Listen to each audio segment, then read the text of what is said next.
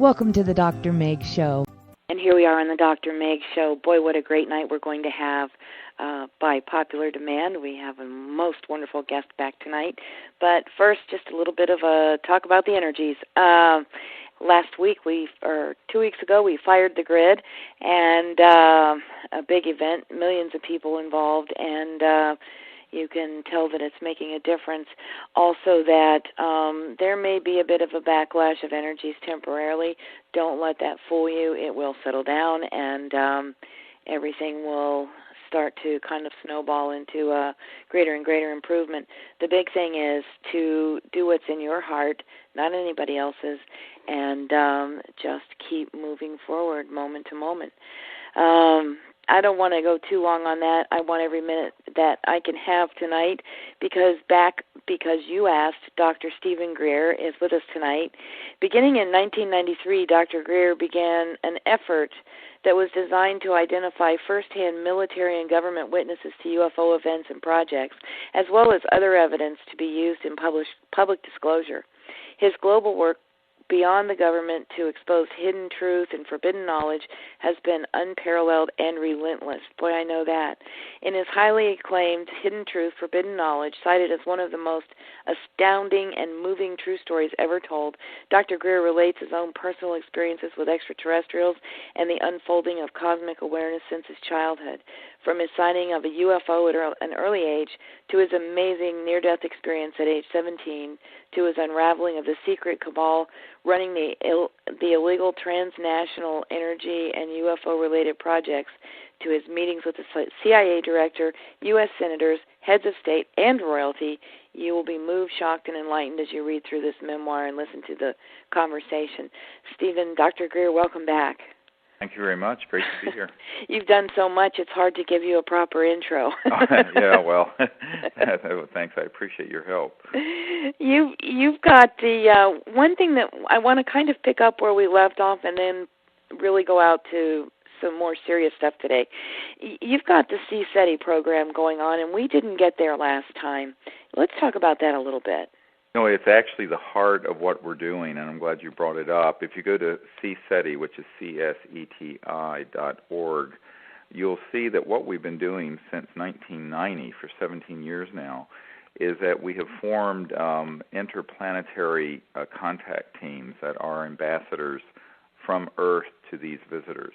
And it was based on the idea that, unfortunately, no government on the planet has a peaceful diplomatic outreach to these visitors, and that it was very much needed that the humanity have a peaceful face that it was showing to the universe rather than just a military face. Thank God. And for this reason, we started this project, and if you understand Sheldrake's morphogenic fields and the power of consciousness, you'll understand that when you start having thousands of people go into unbounded mind together and remote viewing space and making contact with these extraterrestrial visitors, it causes a shift that goes beyond space and time as we know of it and affects literally the whole direction of how Earth is moving. And this is really the heart of what SETI and the Disclosure Project have been doing. It all starts from inside, and I think that based on the experiences I had as a young man where I had contact with these visitors, it was very clear to me that while they are technological civilizations and they have very advanced electronics and energy and propulsion systems, that they also understand that the conscious mind within us is a singularity and that it can be used for communication, and that in fact their technologies interface with coherent thought and from an expanded state of consciousness. And I think this is something that was certainly understood by the people who first put down the Vedas in Sanskrit unknown thousands of years ago. And what we're seeing in our own project is that we organize these training expeditions. The next one's going to be on Mount Shasta in California in late August, and the details of that are at cseti.org. And what we do is that we spend an entire week, where in the afternoon we train everyone in the techniques of meditation and deep consciousness and remote viewing. so that they can go from a state of universal mind and see deep space and make contact with these extraterrestrial visitors. And then we go out at night using lasers and electronic equipment as well as group consciousness to show them where we're located. And we have never had an expedition where we haven't had these ET visitors show up, literally. We just came back last week from Crestone, Colorado, where we had 50 people out in the desert, and we had a number of amazing contacts that happened. One was that we had about a 300-foot diameter disc-shaped craft that was beautiful golden color that appeared and literally didn't fly in from space or anything. It just appeared over the desert not far from us and was there in communication with us for about 5 minutes before it just, the videotape is interesting because you should see it almost imploding into time, space, and vanishing right in front of you. And, of course, people were astonished as this was occurring. But what we're doing through this is training people to do this and then go back to their local areas where they will become the educators of the masses as this information gets more disclosed, but also will be the advanced diplomatic team because the United Nations doesn't have a team doing this. No. The government of the United States doesn't. No government in the world. I know because I'm working with all of them. Now we're in the process of training some of these governments to do this in a peaceful way so that it isn't a project that's totally dominated by a rogue militaristic approach. But in the meanwhile, we individuals who are just ordinary citizens who have no official standing have the right to say, look, we are conscious denizens of the cosmos, and we need to be ambassadors to the universe. And that's the title of the training program. It's called Ambassadors to the Universe. And that's really what SETI has been doing since 1990. And in fact, we're going to put out a book, I hope it's this fall, that's going to recount the 17 years of contact experiences that have involved literally thousands of people that have been on these expeditions. And we now have operating teams all over the world, in Australia and Europe and in the Mideast and the Far East and Canada and the United States. And we think it's very important for people to understand that if we begin to do this as a large group of people, knowing the techniques of higher states of consciousness, as well as these physical sciences that interface with these extraterrestrial communication systems, what you'll begin to see is that will move the world in that direction, because the world has to be moved by leadership, and we have to provide that leadership because our political class and our big financial and military operations simply have dropped the ball on this since the 1940s. And so I think that this is a critical part of what we're doing to not only make peaceful contact, but manifest a future where we will be able to have open contact with these interstellar civilizations within the framework of universal peace and within the framework of understanding that the conscious, intelligent mind that's within all of us, whether we're human or from another star system, is a singularity. And, then this is based on some very good science that Dr. John has done at Princeton Engineering Anomalies Lab and others, as well as the early work that was done in quantum mechanics, where it was acknowledged that the total number of minds in the universe is one, and that the conscious field of intelligence is a singularity. And that if you understand that, and if you understand that that is the field from which all matter and time and space and energy and thought is emanating from, then you can begin to understand how these civilizations are not only communicating but are traveling through interstellar distances. And that is the state of consciousness that we have to attain if we're going to be suitable ambassadors to these other interstellar species. And that's the core of what the SETI project is really all about. I actually do understand that, and it's not that hard, especially if you can experience it. It's amazing how simple it really is. No, it is, and it's very simple. And in fact, one of the things that we did when we were in Creston, we went to a meditation center, and I did a meditation for everyone where everyone went into this state of unbounded mind, and then we saw the entirety of the cosmos manifesting from that state. And it was a really transformative experience for people. And I think that what happened is that then that night we went out and had the most amazing contact that I've been discussing. Because what happens is that I believe that these extraterrestrial visitors, all of them, no matter what star system they're from, if they're capable of going faster than the speed of light, which you have to be if you're going through interstellar space. You can't go using solid rocket boosters and the junk that we're using on the space shuttle to go interstellar. And basically, if you have that understanding, you also have the understanding of the cosmology, which I talk about a lot in my new book, Hidden Truth, Forbidden Knowledge, because in that book I describe the fact that the structure of the cosmos is that the totality of mind, pure consciousness, is present in its completeness at every point in space and time, and paradoxically, all space and time is emanating from that field of conscious intelligence. And once you understand that, and you understand the extraterrestrial visitors understand that, these concepts of contact become very, very clear and very simple. And I think that before I was an emergency doctor, I was a meditation teacher. A lot of people don't know that. And I used to teach people the Vedas and Sanskrit. I used to tutor people in Sanskrit, actually, and do pujas and teach meditation. And what I found is that as I teach people these techniques and then combine it with this knowledge, so you have an operating system based on higher states of consciousness for making contact, that these extraterrestrial visitors say, yes, this is what we're looking for. We're waiting for humans to get it, and to get it at that level of understanding, and then they show up. And so that's really what we're training people to do. So when they show up, what kind of experiences are y'all having?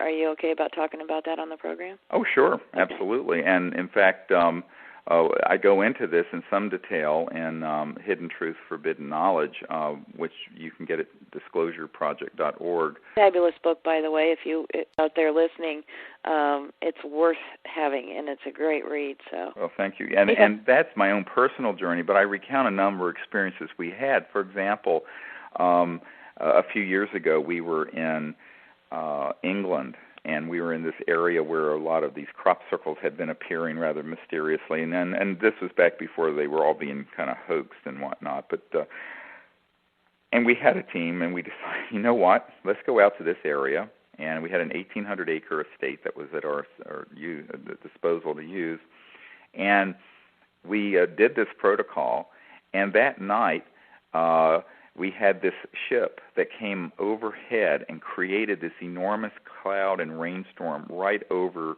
this area. And it caused all the, I hate to use the word spies, but interlopers and people who were interfering with what we were trying to do to leave. And then about 2 hours later, we were on the side of this field, and right in the field, a few hundred feet from us, appeared about 100-foot diameter disc that was completely materialized, beautiful, with these celestial colored lights moving, bleeding into each other, every color you can imagine, as it was spinning counterclockwise in the field. It was only about 10 feet above the ground, and so we then, of course, went into this craft in consciousness and could see the occupants, and they were communicating with us. And we were also signaling to it with some lights, and it was signaling back. Now, what was interesting is that at that time, there was someone who was with us who had not been trained in being able to be centered in this higher state of consciousness, and she became very kind of freaked out. And at that point, at the moment that she began to be anxious, it had been floating very, very close, much closer to us. It stopped. It picked up her fear, and it backed off and then went up into the mist and the clouds. And what was interesting is that I was holding a compass, and the compass I had, of course it's magnetic field compass, began to spin around counterclockwise with the ship. And it did that for an entire hour, because the ship went up into the clouds above us, and then the clouds opened up after about an hour, and it was this beautiful amber globe that was above us, and we signaled to it again, and it flashed back, and then it took off into space. And they're very, very gentle, and it's very interesting how they interact with people, and they really are very keyed in on people who are in a state as well as Krishna said to Arjuna on the battlefield, a little of this eliminates all fear. And the this he was referring to is this state of pure consciousness or pure clear mind. And if you're in that state and you can go beyond the normal sort of animal state of fight or flight and fear, they will come and be very close. We have actually had extraterrestrial life forms that have appeared right near our contact team, have touched us. I mean, it's just amazing the level of contact we're having on these expeditions. And I think that people have to understand also that at this point we have a number of governments around the world that are interested in this and are wanting to make open contact using these same protocols. And we're in the process of setting up protocols with some very powerful governments around the world who want this to happen because they know that we're being visited, but they don't know what to do about it. And so at least they aren't shooting at them. Yes, well, this is, you have a rogue military group that pretty much does what it wants. And, I was meeting a few days ago in Washington, where I have a home, with one of the presidential candidates who is running for president of the United States this next year. And we were having a discussion about this, and he knew that we were putting weapons in space for the purpose of targeting and shooting at these ET visitors. He did not know that we had, unfortunately, successfully done so. And I was explaining to this man that how important it was to understand that we get control of these projects and that we have a different approach to these visitors that's based in peace and in higher states of consciousness.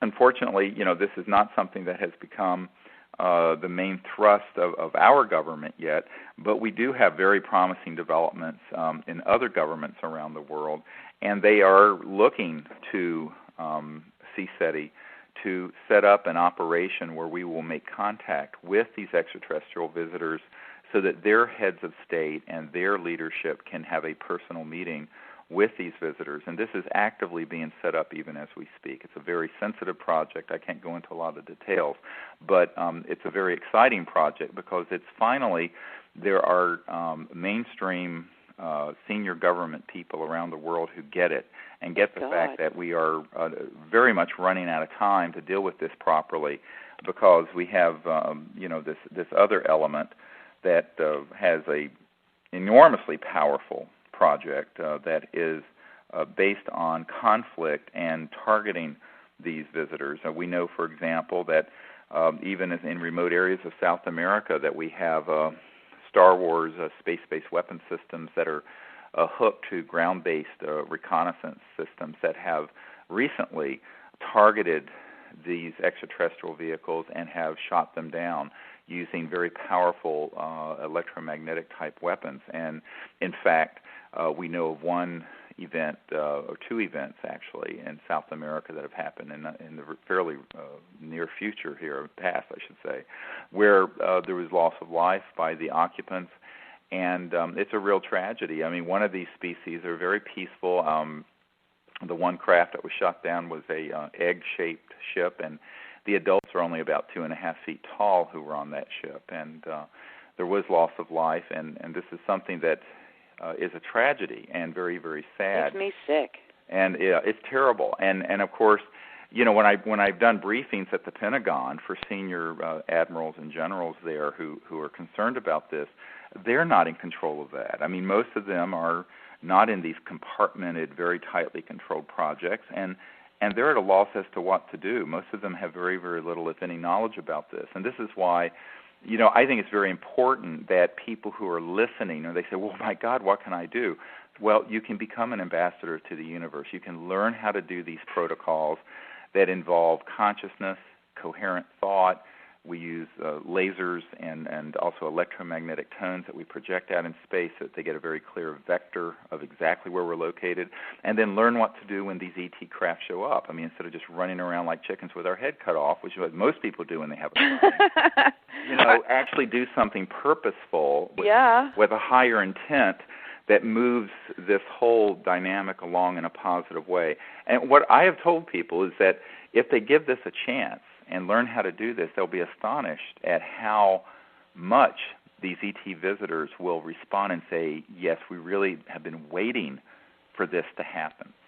Yeah, I find it amazing, and again, it's just so easy to be able to get into that place, and the multidimensionality, the transdimensionality of these crafts is just phenomenal, and I'm so glad you're doing this. It's so needed. It sounds like science fiction, but it's honest to God real. And one of my questions is, speaking of the shadow parts of the government that the regular guys, shall we say, don't really have access to, is it true? Do you know anything about the fact that there are myths, that there are agreements between our government, I don't know about other ones, and ETs for different purposes, for technology exchange, that kind of thing? Well, that's a very popular myth. There's not a scintilla of evidence that's true. And I'll have to tell you that I think that that's part of the disinformation nexus that goes along with trying to convince people that there's at least one or two interstellar species that are worrisome, that would then justify Star Wars. Remember, for example, the whole operation with the Cold War. You only needed one other country that you were locked into to justify a multi-trillion-dollar military-industrial complex. So if you want to ensure that the $1 trillion a year military-industrial complex can be grown into the future and into space, you need to put out carefully crafted and even believable stories that are false flag operations that have to do with these ET visitors, so that people will say, oh, well, there may be 1,000 nice ones out there, but there are these one or two worrisome ones, and that will justify the fear and stampeding people through fear into accepting the costs and the sacrifices required for weaponizing space. I believe it is all disinformation. We have been all over the world with these contact teams and have made contact with virtually every type of ET species. They are working together.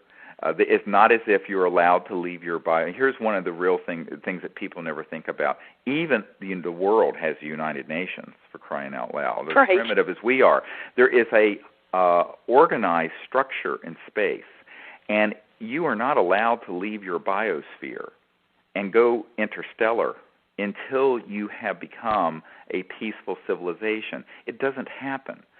Because if you try to do it, you're tossed back like a bad penny. How do we know this? Because I know for a personal fact that we have developed faster than the speed of light technologies. In fact, Ben Rich, who is the head of Lockheed Skunk Works, said this to us back before he passed away, that we already had the means to travel among the stars faster than the speed of light. Oh, sure. But we're not using them. We're not going out there amongst the stars yet. Why? Because this ET coalition are saying, no, you cannot go out there. In fact, we weren't even allowed to colonize the moon because, and remember, my uncle designed the lunar module. He was the senior project engineer that designed because we were going there as a competitive species as part of the Cold War race with the Soviets into space. They do not allow people of any world, not only Earth but any other planet, to go out into space beyond their biosphere in any significant way until they have become a peaceful global civilization. And I think a lot of these other myths that are out there are disinformation programs that have been developed to indoctrinate, particularly, I hate to say this, the New Age and UFO subcultures, so that a certain belief system evolves that when they eventually announce that we're not alone, they can say, and by the way, some of these extraterrestrials are worrisome, and we need $10 trillion from the world economy to build weapons in space and defend the homeland of Earth.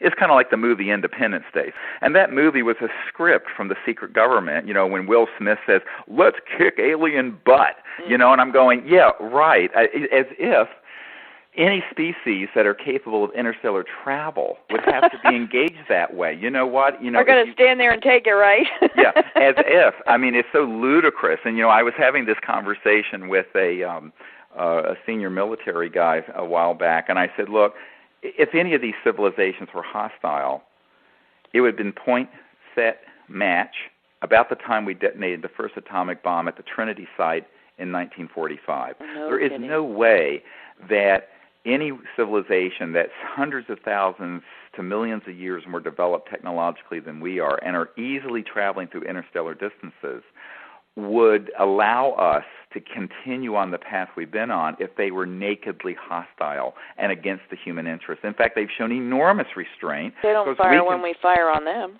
Exactly. We can prove that they have had loss of life and we've shot them down. But I'd like for these people with all their conspiracy theories to show me what part of the earth has been conquered by them. Nothing. Yeah, really. It hasn't happened. So I think that the other thing people have to understand, and this gets into some stuff people don't like to hear about, but it's important. Let's talk about it. Is that the covert programs that have been working on this have had technologies since the 30s and 40s that are electronics that can simulate almost anything you can imagine. Okay, they have what are called alien reproduction vehicles, which are things that look like a UFO that are made by Lockheed and Northrop and Science Applications International Corporation, a few other of these big, huge, multi-billion-dollar Beltway Bandit corporate operations. Those have been used with things that are called program life forms or stagecraft. One of the documents I have describes the stagecraft that's been used to simulate extraterrestrial abductions of people and mutilations. And this has all been part of the psychological warfare to raise a false flag operation so that eventually people would be afraid of all things alien, quote unquote, and support the whole militarization of space and the militarization of the relationship. Right. You know, if you're going to have a war or a conflict, you've got to create an enemy. And unfortunately, the UFO subculture, and in particular the New Age subculture, has this false dialectic and duality going on about this issue that is completely part of a disinformation program. And we have proven that by not only uncovering these operations and getting firsthand witnesses who have been part of these false contact scenarios using advanced man-made things that look like UFOs, but also by going out and making contact ourselves. Say, forget all the speculation and armchair talking. Right. Let's go out there and make contact and see what these ETs do, and let's see what they're really all about. And we have had nothing but the most wonderful, peaceful experiences. So, that is in sharp distinction to what you would hear in most of the movies and UFO conferences and videos and books. And are you saying, forgive me for interrupting, are you saying then that there is no such thing as abduction? Yes, there's no such thing. There's extraterrestrial contact where people have been taken on board, but they're not being abducted. Abduction is an act of violence. And there are simulated ET abductions, which are being run by human covert interests using these alien reproduction vehicles that are made by Lockheed and others. Yeah, we got into this a little bit last time, and I found myself being confused when we were done, and that's why I wanted to clarify. So people are being taken aboard crafts. You're not calling that abduction. I could go there. And then people have been having contact with these visitors probably since the dawn of humanity. So who's making the scalpel marks and leaving the bruises and things like that?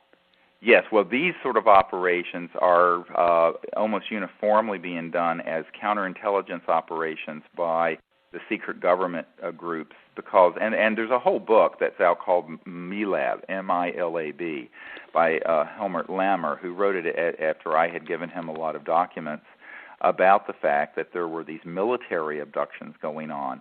And it's interesting because one of the documents I have from one of the institutes, it's a private institute that works with this covert group that was given to me. It's a very top secret document. It describes staging abductions for their psychological warfare value, and it uses the term stagecraft in it.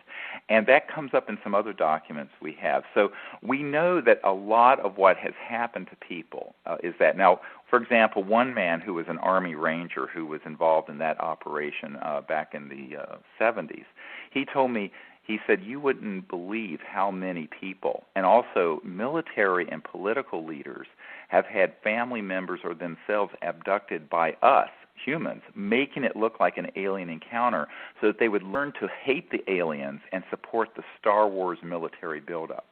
This is easily done. Believe it or not, what I'm describing isn't difficult to do with the technologies that have been in development since the 30s and 40s by these classified projects. And this is one of the big missing links in this whole area of discussion.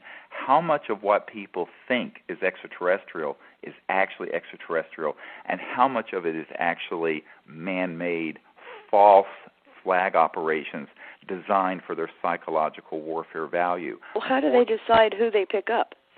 Well, I think there are a lot. Sometimes it'll be people of high interest. For example, I know one of the royal families in Europe have had, the man I met with had his brother abducted by these covert military groups. They thought it was, quote, aliens, and it wasn't. And it was done so that whole family, with all their vast resources and monies, would support the quiet little war going on with these visitors and support the whole Star Wars initiative.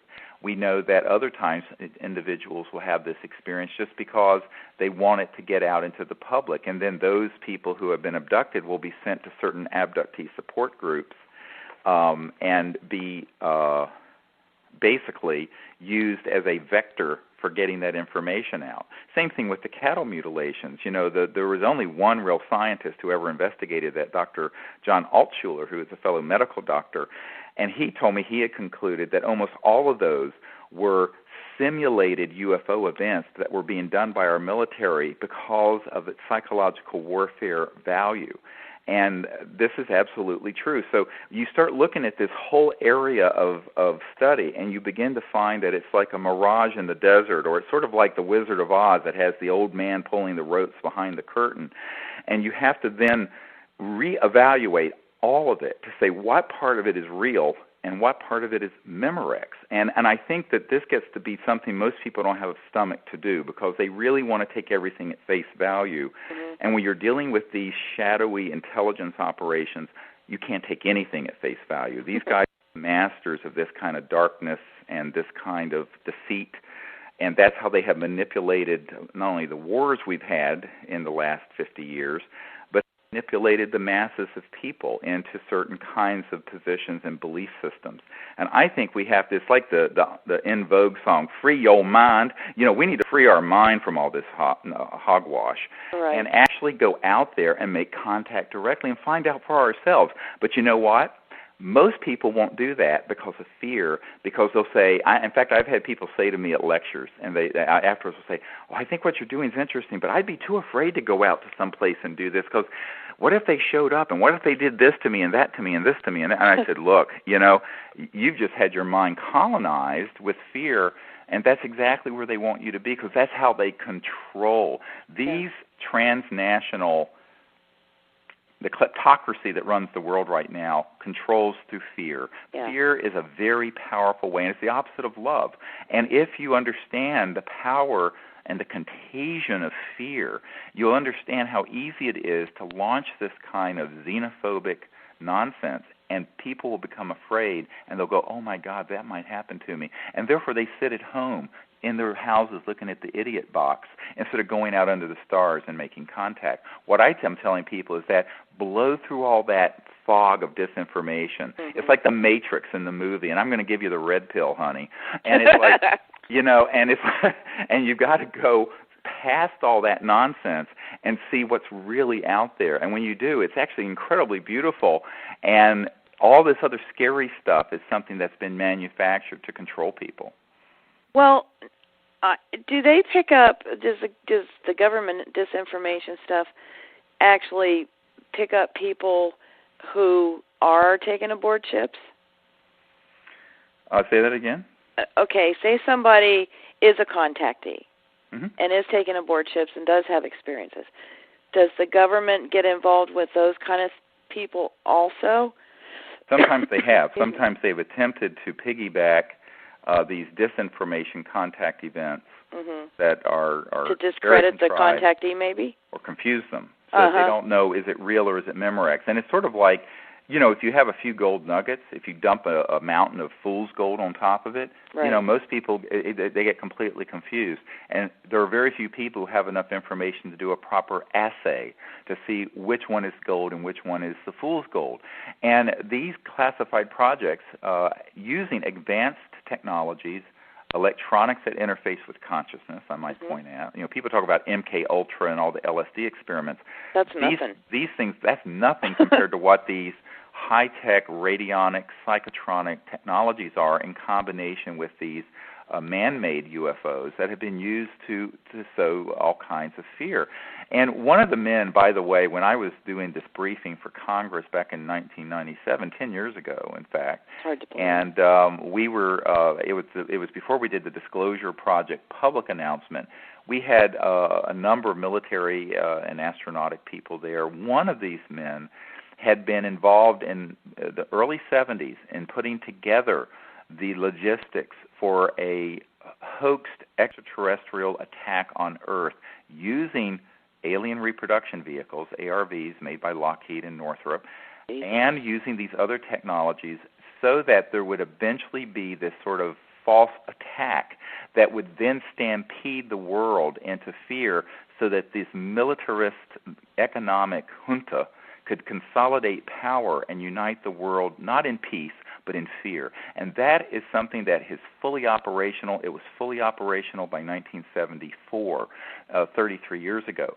So one of the things that I've been doing when I go to the Pentagon, and I have done briefings for the head of intelligence for the Joint Chiefs of Staff, I have personally briefed the head of the Defense Intelligence Agency and the CIA Director, is to expose these dangerous, rogue plans. Unfortunately, the public, and particularly the UFO public and the New Age community, have no knowledge of this, and so they don't know whether this account or that account is real or false because they don't have the background. And what we're trying to put out through our Disclosure Project information is enough data that people can begin to connect the dots, because they really, really need to understand this if you're going to not be fooled again, as the old rock song says. We won't be fooled again. Well, unfortunately, we are being fooled again.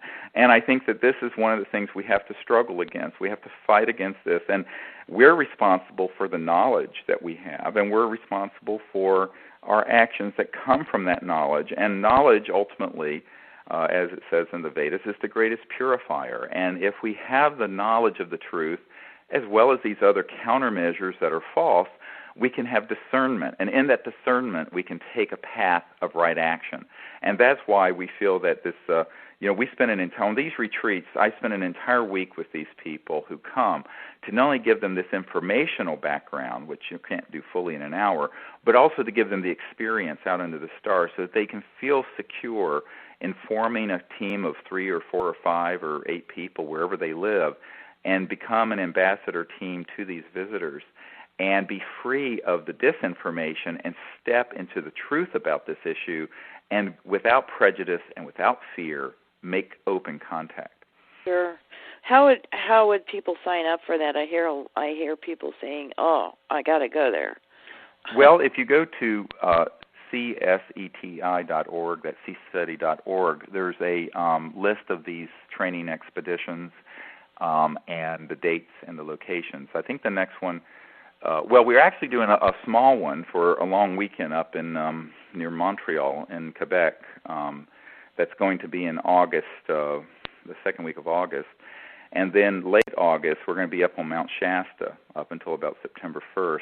And that is wonderful. We've had amazing things happen up there on the Oregon. Oh, bet. I learned how to talk to them up that way. Yeah, it's beautiful. And then in November, we're going to be in Palm Springs and up in Joshua Tree National Park doing a week. And that one is really deeply focused on, as a meditation retreat, as well as a contact expedition up in Joshua Tree. So we do these, 4 or 5 times a year. And my goal in doing these, a lot of people say, why do you waste your time still doing this with a small group of people? Is that I said, no, it's very important that the average person be trained to be an ambassador, because the day is going to come when, if our governments around the world can't get their minds around this and take intelligent action that's peaceful, it's going to happen anyway, where open contact's going to begin to happen, and all of these SETI teams and all these people who know the truth about this will be the points of coherence and the points of contact in their local areas. And it's very important that we have hundreds and even thousands of people who understand that and are trained to do it, and and understand the difference between the false scenarios and the actual ET events, and the way that these ET vehicles appear, and the difference between, say, an alien reproduction vehicle that's made by Lockheed and an actual ET spacecraft, and how they function and how they look. We go through all of this, not only in terms of knowledge, but the experience of it. And so I think that it becomes very, very clear to people after a week. It's a very transformative experience for people, not only in terms of higher states of consciousness, but in terms of them stepping into their empowerment as an ambassador to the cosmos, which is what we need more of. We need people to not view themselves as just, oh, gee, I'm a housewife, or I'm a doctor, or I'm a secretary, or what have you. They need to say, look, I'm conscious and intelligent, and the intelligent light of mind that's within me is a universal resonant field. And I can get into that state and be an ambassador to these visitors, and I need to be, because our governments and our leaders have basically lost their way and have allowed, in the vacuum of that inaction, this cabal of militarists to take this matter over. And the only way that's going to change is for we the people to gather together and do this. And I think it's very important that we're talking about this here, right around the time of Independence Day in the United States, because, the spirit of the founding of the United States was this kind of empowerment of the individual and groups of individuals to make a very big change in the world. And now it's time for the next level of that evolution of humanity from a peaceful world to a universally peaceful world. And that's really where our destiny lies. Our destiny lies not in Star Wars and the sort of whole end-of-the-world eschatological fear-based nonsense that's proffered by most mainstream Orthodox religious people. But this understanding that we've actually entered a whole new era, that the old world is already dying all around us and a new world is emerging. And this new creation is one that's going to be a cycle of unbroken universal peace for 500,000 years. That's the time we're in right now. We're in the time of one whole era closing and another one opening. Yep. And we're at this in between, at the very dawn of that early one. But it's very important that those of us living at the dawn and witnessing the opening of this era step into empowering it, because the celestial and Empyrean realm can't manifest on Earth except through us. And this is one of the real mysteries of the connection between individuality and the universal purpose, is that we have to understand that happens through us. And you can't just sit around watching Jay Leno and eating Cheetos and it's going to happen by itself. Right. It's not like a Ouija board. So this is where getting into this state, taking responsibility for it, and then stepping into that empowerment is really, really important right now, and we need a lot of people doing it. Well, when you guys call in the ETs and they come, are they bringing messages to y'all, or are you just at a point of kind of an exchange of presence at this point? Oh no, we have very definite messages and information. That's what are they conveyed. saying?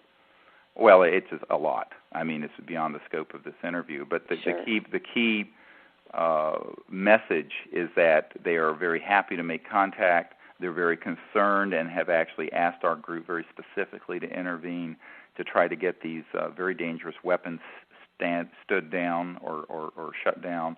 And they are also very much concerned about the continued suppression of the energy and propulsion systems that actually have been on Earth now for almost 100 years, that would get us off of oil and gas and coal and the other things that are killing Mother Earth. I mean, one of the things people need to understand is that every planetary body is actually a living, conscious, biological organism. Yep. Not a human. I don't want to be anthropocentric here.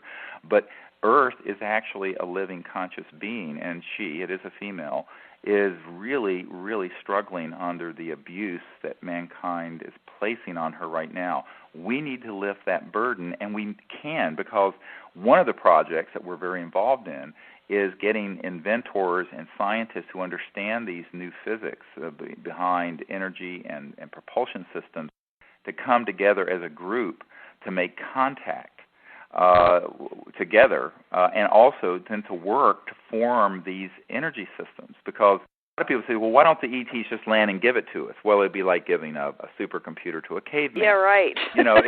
First of all, their technologies emerge from a etheric and astral template that resonates through the zero-point energy field and the electromagnetic flux field and manifests seamlessly without any seams or parts as a single operating thing. That's true. I know. If you understand how these ET spacecraft manifest, they're not cobbled together with rivets and hammering together pieces like a Boeing 747. These are but we have, since the time of Tesla, humanity has had this information. Mm-hmm. And what a crying shame it is that here we are 100 years into this era and we're still burning fossil fuels and oil and gas and coal. And in the process, and denying the fact that anything else exists. Exactly, and that's the other thing we're looking for is people who can work with us on that project, who not only can provide the financing and funding for a whole new industry to bring these technologies out, because our group has identified the very best people on Earth who understand the physics behind Excellent. this. And we want to put together an R&D operation where within a year or two we would be able to come out with things that would completely replace the need for oil. What about transmutation? Is anybody doing any serious work on that? Oh, it's been done. And, of course, if you understand how matter is supported at this finer structure of... I do, actually. Then it's really not... The physics behind that is understood, and in fact, there's a man I'm working with who has a plasma arc generator that has been putting waste material in it, and on the back end of it is coming out silver and stuff. I mean, just trace amounts, but that were not in the material going on the input. And yes, there are ways to do that. And you could take one of the technologies that we know exists. You could take all the radioactive waste in the world and run it through this generator, and out would come innate material. Now, why aren't we using that to clean up all this nuclear waste? Well, because that technology involves this whole new area of physics that results in tapping into this field of free energy. And if that were disclosed, it's goodbye Exxon, goodbye oil, goodbye coal, goodbye central utilities, all of it. And a lot of people don't realize that the secrecy around this whole ET issue has to do with the power greed and addiction that the 200 or 300 elite corporations and individuals have, because they realize that if it's acknowledged that we're being visited, the first thing that's going to be asked by anyone with an IQ over mud is, how are they getting here? What is the science behind this? And when that's asked, it's going to be answered. And when it's answered, it's the end of the world as we know it, as R.E.M. said in their famous song. And I feel fine, because you know what? That whole fossil fuel era of earth-destroying cannibalism, where we've destroyed the earth for nothing but greed, we need to shut the door on that chapter and say, now we're going to start a new chapter. And you know what? All of humanity will benefit, except you're going to have a decentralization of power, because these technologies allow for every little village to have free energy, clean water, refrigeration, transportation, without pollution, and without being hooked into this centralized petrodollar-based conglomerate. And, it is a wholly different economic structure, but you would actually begin to have justice in the world and abundance and peace. So, all of these issues are tied together, and we understand that very well, and this is why the disclosure of this issue, and with it, of course, the technologies that would come after, is very key to the future of the human race. Yep. It's just, it mind boggles me that there hasn't been an uprising of people saying we really need to understand this, that such fear can be prevalent in the place of acceptance of such wonderful things that we could be receiving and using, and in fact already have in many cases. Yeah, the irony is that, right now the United States is spending over $5 billion a year to study global warming. If my group if we had 1% of that budget which would be $50 million, we could put the best R&D team together you can imagine and have at least half a dozen of these technologies out within 1 to 2 years that would completely stop all global warming. Mm-hmm. And it's interesting because when I've had these kind of conversations with, quote, the big money people, they don't doubt it. And then they go, oh, but that's too big of a change. You know, it's like they say they want, it's like Al Gore, an inconvenient truth. Well, here's an inconvenient truth. We have the solution. Step up to the plate and embrace it. You know what? Colonel Corso in 1956, when he had contact with an ET that had landed out on the Holloman Range, and the ET was asking him back then to shut down these electronic radar systems that had been configured as disruptors to the electronics of the ET craft that were coming to Earth. Mm-hmm. And the ET asked the colonel to stop that. And the Colonel Corso said, well, what's in it for me? He admits this. I mean, I've seen his actual personal diaries and papers. And the ET said to him, a new world if you can take it. And you know what? Here we are 51 years later, and that happened in the summer of 1956. I think it's time that we say, all right, it's time for us to take it. We're ready to move to the next level. And many people have been ready for many decades, but we have got to combine together and make it happen. Yeah, I'm there. It's time. You mean you look around and you see what's going on. The trees are dying. The entire ecology, the ecosystems are changing. Oh, it's heartbreaking. Yeah. Oh, it just breaks my heart. And I travel a lot. I know you do. Right. And if for those who are comfortable at home and don't go too many places or very often, you don't realize how much devastation there is in this earth until you get out and start seeing it, and then go back to a place 5 years later. That's right. And, you can do your own little thing, but ultimately, my wife and I just got a new 2007 Prius, and it's great. It gets 50-some miles per gallon. But the fact of the matter is it's still using gas when we don't need it. And what good is, in a way, you try to do your own part, but in the next 10 years, China and India alone are going to put online 650 new coal-fired power plants, which will double the current level of greenhouse gases and pollution, double in the next 10 years. And what are we doing about that? Well, the only solution to 6 billion people living on this planet is to completely replace the OS, the operating system, meaning the oil, gas, coal, internal combustion system. The good news is that we have the knowledge to do it. The bad news is that we have not found the financial partners and what have you to come forward with the funding to create the new technologies in a way that would be robust enough to run your house and car. That's what we're looking to do next, in addition to making this peaceful contact and disclosure happen. That's awesome. So we have these 3 key programs. And by the way, the technology effort, you can see at seaspower.com, SEAS power.com. And the Disclosure Project, where my new book and other materials are available from these military witnesses, is disclosureproject.org. And then for these trainings that we do on these expeditions to make contact is CSETI.org, CSETI.org. Right. But there are links from all those sites to each other. But I think we're really at this point where we're going to find that more and more people are joining with this. I've been very encouraged. For example, we've been calling for governments around the world to open their files on this. And I don't know if you know this, but after I interviewed with you last time, the French government released 100,000 pages from their space agency of previously classified documents, and there was so much interest in that it crashed the French government server. It really did. And now the British Ministry of Defense in the United Kingdom has agreed to release another 8,000 or 9,000 investigations and cases, which will be tens of thousands of pages that have been classified. And we have a very strong interest going on in certain quarters in the United Nations and the European Union. And so I see this as moving. I think we need to pick up the pace, and we need everyone's thoughts and prayers and meditation to put this into the kind of protection to make this happen, because we have to realize that it's not like we have another 50 or 100 years to make this transition. Unfortunately, we don't, because they made linear calculations, and those are not true, because it's a holographic situation that we've got going here. Right. It's exactly. it's not exponential. It's holographic. That's correct. And we really have to make these changes very quickly. Mhm.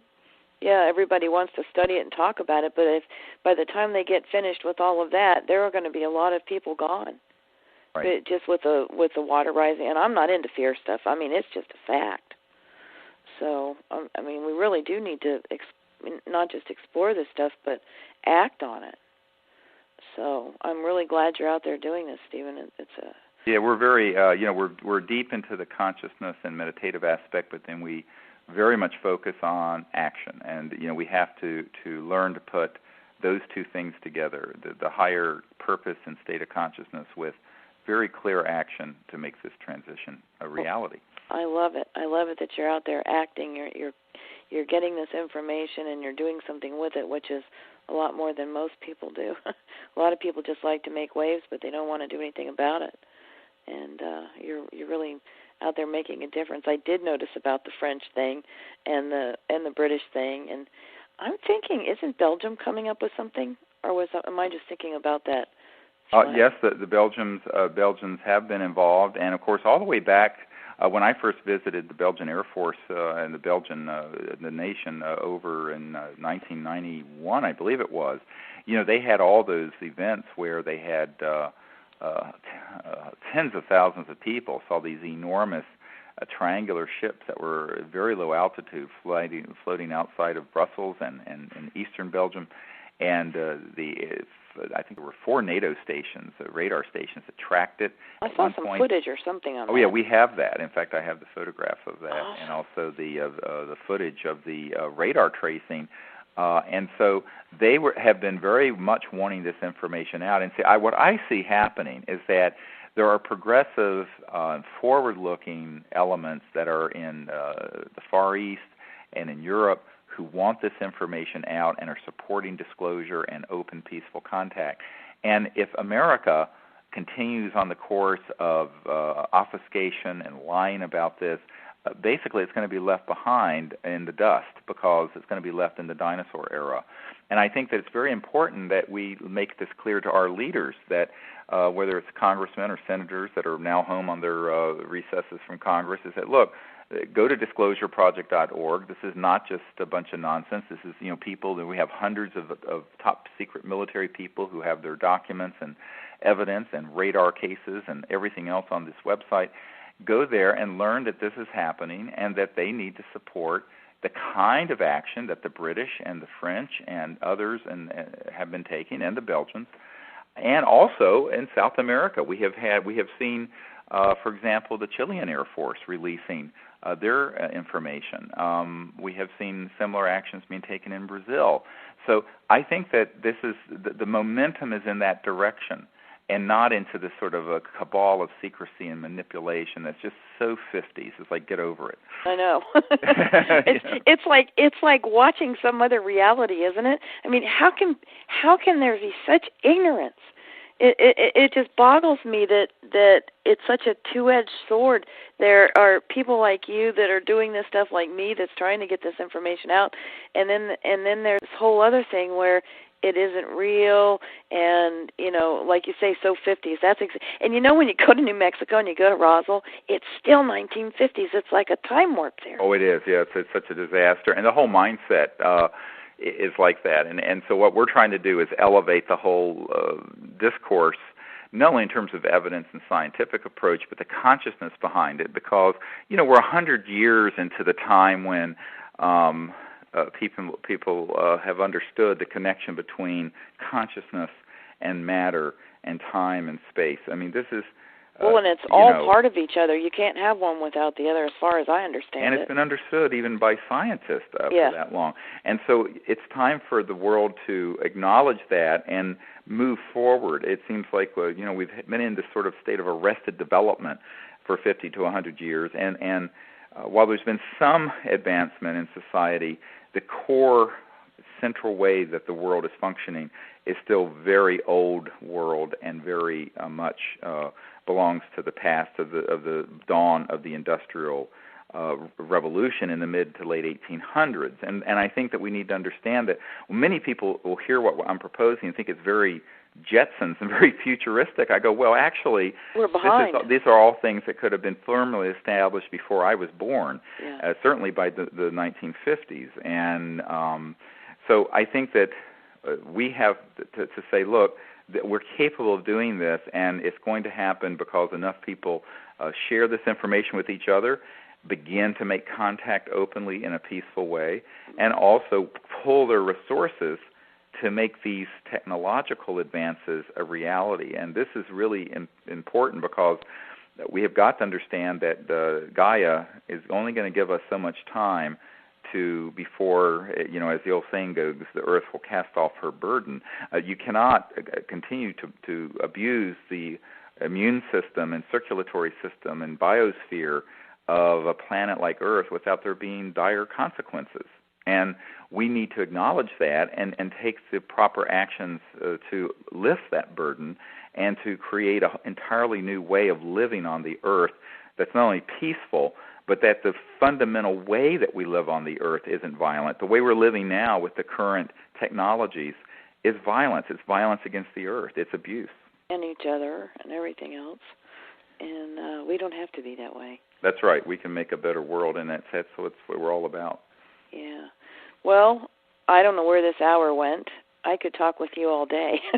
Oh, my God, yeah. Well, I guess it's time flies when you're just staying in the flow, I guess. I know. I just love it. I didn't have a prepared list. I knew we would do well, and it's always such a pleasure to talk with you, and I can tell you that our audience loves you, and I'm really grateful to have you back, and maybe in a few months we can do it again. Maybe, and I would love to come on one of your ventures one of these days. I'm going to have to clear my schedule and plan ahead.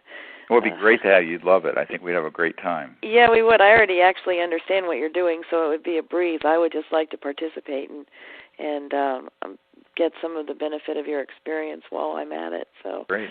I'll do that. And again, well, thanks for your help and support and for getting the word out. My pleasure. Hey, it's the truth. We need to do it, right? That's right. That's what this show is, Conscious Talk for Greater Reality. So listen, Dr. Greer, I am honored and pleased once again to have this conversation. I wish you wondrous journeys, and I'm here if you need support on anything. Let me know, and we'll get it out there. And in the meantime, take care of you. All right. Thank you so much. My pleasure. Thanks for being here.